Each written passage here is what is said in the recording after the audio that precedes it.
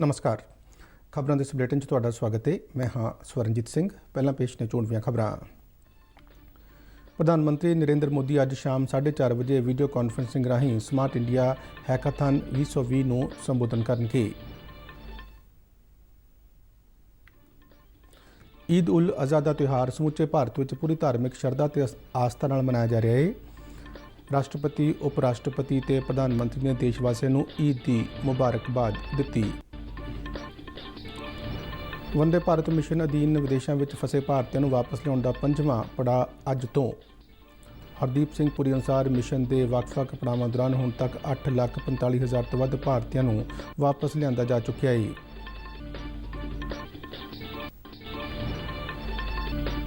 कोविड-19 तो ठीक होने वाले लोगों की गिनती 10,94,000 तो पार।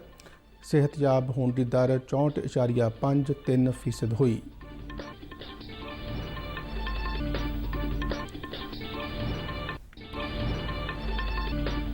पंजाब सरकार वालों अनलॉक 3 लई नवे दिशा निर्देश जारी। 5 अगस्त तो जिमनेजियम ते योगा सेंटर कुछ शर्तों नाल खोलण की इजाजत।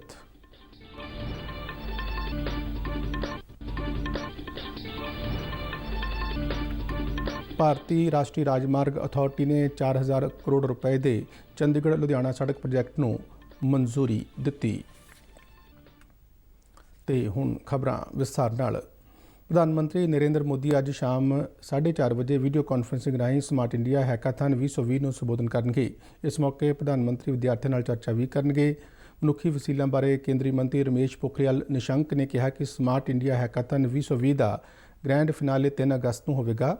स्मार्ट इंडिया हैकाथन विद्यार्थियों को अपनी रोज़मर्रा की जिंदगी में आने वाली समस्यावां को हल करने लिए एक प्लेटफॉर्म मुहैया कराने की देशव्यापी पहल है, जिस नाल विद्यार्थियों में समस्यावां का हल लभण की मानसिकता और नवाचार की संस्कृति का विकास होंदा है। पहला स्मार्ट इंडिया हैकाथन 2017 में होया, जिस 42,000 तो वध विद्यार्थियों ने हिस्सा लिया। 2018 में होए स्मार्ट इंडिया हैकाथन 1 लाख, जबकि 2019 में होए स्मार्ट इंडिया हैकाथन में 2 लाख विद्यार्थी शामिल होए। 2020 के स्मार्ट इंडिया हैकाथन के पहले राउंड में 4.5 लाख तो वध विद्यार्थी शामिल होए।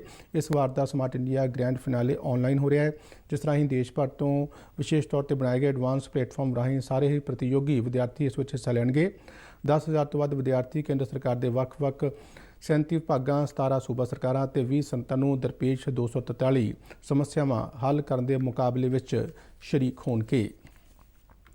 बलिदान का त्यौहार ईद उल अज़हा अर्थात बकरीद अज पूरे देश में धार्मिक शरधा ते आस्था नाल मनाया जा रहा है। कोविड-19 महामारी के चलदे इस बार ईदगाहां ते वड्डियां मस्जिदां विच कोई धार्मिक इकट्ठ नहीं किए गए ने ते मुसलमान भाईचारे ने स्थानक मस्जिदां जां अपने घरां विच ही रह के ईद की नमाज अदा की। ईद उल अज़हा पैगंबर इब्राहिम दीआं इच्छावां की याद विच मनाया जाता है, जिस कारण उन्होंने परमात्मा का हुक्म मनदे अपने इकलौते लड़के की कुर्बानी दे दी सी। केरला में ईद उल अज़हा का त्यौहार कल मनाया गया सी। राष्ट्रपति रामनाथ कोविंद, उपराष्ट्रपति एम वेंकैया नायडू और प्रधानमंत्री नरेंद्र मोदी ने ईद उल ज़ुहा के पवित्र त्यौहार से देशवासियों को बधाई दी है। अपने सुनेहे में राष्ट्रपति कोविंद ने कहा कि यह त्यौहार कुर्बानी, आपसी प्यार और सद्भावना का प्रतीक है, जो लोगों को एक दूजे नाल मिल के काम करने लिए उत्साहित करता है। उन्होंने देशवासियों को कहा कि आपसी सद्भावना को उत्साहित करने लिए अपन खुशियां एक दूजे नाल साझियां करन ते मिलजुल के इस त्यौहार को मनाउण। उन्होंने लोगों को कहा कि कोविड-19 महामारी के मद्देनज़र सरकार वालों जारी किए गए दिशा निर्देशों की पालना करन। उपराष्ट्रपति वेंकैया नायडू ने कहा कि यह त्यौहार परमात्मा प्रति पूरी आस्था और एक दूजे लिए प्यार का प्रतीक है। उन्होंने कहा कि यह त्यौहार सानू सारिਆਂ ਨੂੰ शांति, भाईचारे और एक दूजे प्रति प्यार की भावना को उत्साहित करता है। प्रधानमंत्री मोदी ने ईद की मुबारकबाद दिंदियां देशवासियों को कहा कि इस त्यौहार को आपसी भाईचारे को प्रफुल्लित करने की भावना नाल मनाउण। उन्होंने कहा कि त्यौहार सानू एक न्यायपूर्ण, सद्भावना वाला और एकजुट समाज की स्थापना लई प्रेरित करता है। केंद्रीय खजाना मंत्री निर्मला सीतारमन ने कहा कि सरकार कोविड के माड़े प्रभावों कारण कर्जा को मुड़ तो निर्धारित करने की संत करने की मांग ते रिजर्व बैंक नाल मिलकर काम कर रही है। कल फिक्की की राष्ट्रीय कार्यकारिणी की मीटिंग को संबोधन करते उन्होंने कहा कि बैंक ऑफर कर्जा सहूलत वर्ग अधीन आने वाली सूक्ष्म, छोटियां ते दरमियानियां सनतां नूं कर्जा देण तो इनकार नहीं कर सकते ते जेकर अजिहा हुंदा है तो उसकी जानकारी सरकार नूं दित्ती जानी चाहिए है। सनतां नूं दरपेश आफत कर्जियां दीआं जरूरतां नाल नजिठण लई फिक्की वल्लों दित्ते गए संगठन बनाउण दे सुझाव ते उन्होंने कहा कि सरकार देश विच विकास विच संगठन बनाउण दी तजवीज़ ते काम कर रही है। उन्होंने कहा कि इस नाल जुड़ियां योजनावां नूं अंतिम रूप देण तो बाद विचार साझे कीते जाणगे। सीतारमन ने कहा कि सेहत संभाल ते होरनां उत्पादां ते GST दीआं दरां नूं घट करन दा फैसला GST कौंसल वल्लों ਕੀਤਾ ਜਾਵੇਗਾ।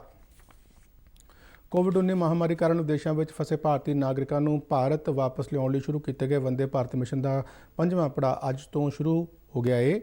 दूरदर्शन न्यूज़ नाल एक इंटरव्यू दौरान शहरी हवाबाजी मंत्री हरदीप सिंह पुरी ने दस्सिया कि वंदे भारत मिशन के ਵੱਖ-ਵੱਖ पड़ावां अधीन 8,45,000 तो वध भारतीय नागरिकों को वापस भारत लिया जा चुका है। उन्होंने कहा कि वंदे भारत मिशन के 5वें पड़ाव में 1200 वध उड़ानों को शामिल किए जाने की संभावना है। उन्होंने दस्सिया कि विदेशों में फसे 2,67,436 मुसाफिरों को एयर इंडिया ते एयर इंडिया एक्सप्रैस अपने उड़ाणों राही वापस लिया चुके हैं, जबकि दूजियां चार्टर्ड उड़ाणा इस वरे 6 मई तो 30 जुलाई तक 4,86,811 भारतीयों वापस लिया चुकी ने। इस दौरान सरकार ने कोविड-19 महामारी के मद्देनज़र अंतर्राष्ट्रीय उड़ाणों पर लगाई गई पाबंदी 31 अगस्त तक बढ़ा दी है, पर DGCA वालों मंजूर किए गए उड़ाणों ते अंतर्राष्ट्रीय ऑल कार्गो ऑपरेशनों इस पाबंदी तो मुक्त रखा गया है। भारत ने देशव्यापी लॉकडाउन का ऐलान करने तो ठीक पहला 22 मार्च को अंतर्राष्ट्रीय उड़ाणा मुलतवी करने का ऐलान किया सी ते बाद विच महामारी की स्थिति को वेखदियां अमरीका, फ्रांस और जर्मनी नाल किए गए इकरारनामे अनुसार ट्रांसपोर्ट बबल उड़ाणों की इजाजत दी गई सी। अजिहे दुवल्ले इकरारनामे 2 देशों विचाले उड़ाणों की इजाजत देने लई किए जाते हैं। महामारी कारण भारत तो जाण अते आउण वालियां अंतर्राष्ट्रीय उड़ाणा महामारी कारण 23 मार्च तो मुलतवी कीतियां गईयां सन। इस दौरान विदेश मंत्रालय ने कहा कि वंदे भारत मिशन के 5वें पड़ाव में 23 देशों तो भारतीय नागरिकों को वापस लियाउण लई कुल 792 उड़ाणा निर्धारित की गई हैं, जिन्हां विचों 692 अंतर्राष्ट्रीय और 100 घरेलू उड़ाणा शामिल ने। इन्हां उड़ाणों में खाड़ी देशों अमरीका, बरतानिया, Germany, France, Australia, New Zealand, Malaysia, Philippines, Singapore, Bangladesh, Myanmar, Thailand, चीन, इजराइल, यूक्रेन और किर्गिस्तान दी उड़ाणा शामिल ने। उड़ाणा भारत के ਵੱਖ-ਵੱਖ 21 हवाई अड्डियां तो विदेशों लिए चलणगियां ते उत्थे फसे लगभग 1,30,000 भारतीय नागरिकों को वापस लिया जाएगा। भारत में जिथे कोविड-19 के केसों में लगातार वाधा हो रहा है, उत्थे इस बीमारी तो ठीक होने वाले की गिनती भी लगातार वध रही है। पिछले 24 घंटे दौरान रिकॉर्ड 36,569 कोरोना मरीज सेहतयाब होकर घरी परते, जिस नाल हुण तक कोरोना तो ठीक होने का आंकड़ा 10,94,000 तो पार हो गया है। केंद्रीय सेहत ते परिवार भलाई मंत्रालय अनुसार हुण तक देश में 10,94,374 मरीजों ने कोरोना को मार दी और सेहतयाब होकर घरी परते। इस वेले भारत में कोरोना तो ठीक होने की दर 64.53% ते पहुँच गई है। दूजे पासे मौत दर में भी कमी दर्ज की गई है, जो इस समय 2.15% आ गई है। सेहत मंत्रालय के आंकड़े अनुसार पिछले 24 घंटे दौरान रिकॉर्ड 57,118 नवे कोरोना मामले सामने आए, जिस मगरों हुण तक कोरोना की पुष्टि वाले कुल मरीजों की संख्या 16,95,988 हो गई है, जबकि देश में मौजूदा समय कोरोना के एक्टिव मरीजों की संख्या 5,65,103 है। बीते 24 घंटे दौरान कोविड-19 नाल 764 मरीजों की मौत हुई, जिस तो बाद देश में हुण तक कोरोना वायरस नाल मरन वालों की संख्या 36,511 हो गई है। भारतीय मैडिकल खोज परिषद अनुसार 31 जुलाई तक कोरोना के 1,93,58,659 टैसट किए गए, जिन्होंने 5,25,699 टैसट बीते दिन किए गए। केंद्र सरकार वालों अज तो शुरू हुए अनलॉक 3 के दिशा निर्देश जारी किए जाने तो बाद कल पंजाब सरकार ने भी सूबे के नवे दिशा निर्देश जारी किए। केंद्र सरकार ने अपने दिशा निर्देशों मुताबिक देश भर तो रात का कर्फ्यू हटा दिता है, पर पंजाब ने रात का कर्फ्यू जारी रखते हैं समा घटा के रात 11 तो सवेरे 5 बजे तक कर दिता है। इस समय दौरान लोग सिर्फ बहुत जरूरी कामों लिए ही बाहर जा सकेंगे तो गैर जरूरी कामों लिए इजाजत नहीं होगी।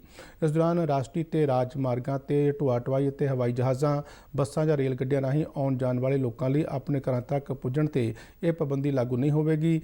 जिला अधिकारियों को सूबे में रात का कर्फ्यू लागू कर लिए धारा 144 अधीन मनाही का हुक्म लागू कर लिए कहा गया है।